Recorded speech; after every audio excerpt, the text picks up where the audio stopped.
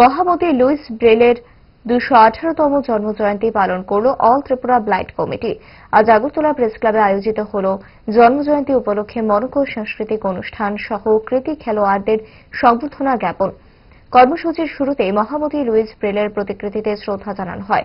এই কর্মসূচি নিয়ে আয়োজক সংস্থার এক কর্মকর্তা সংবাদ মাধ্যমে জানান, আজকে মহামতি লুইস ব্রেলের 218তম জন্মজয়ন্তী, যিনি দৃষ্টিহীন দিব্যাঙ্গদের লেখার সৃষ্টিকর্তা, এবং আজকে আমরা এই জায়গায় পৌঁছাতে পেরেছি ওনার জন্মদিন। সে উপলক্ষে আমরা সাংস্কৃতিক অনুষ্ঠানের আয়োজন করেছি এবং এখানে যারা নর্থ ইস্ট প্যারা অলিম্পিকে যারা মেডেল পেয়েছিল তাদেরকে আজকে আমরা সম্বর্ধনা দেব।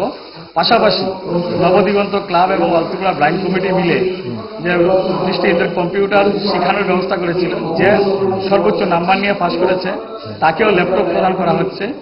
পাশাপাশি থাকছে আরও পুরস্কার বিতরণী অনুষ্ঠান।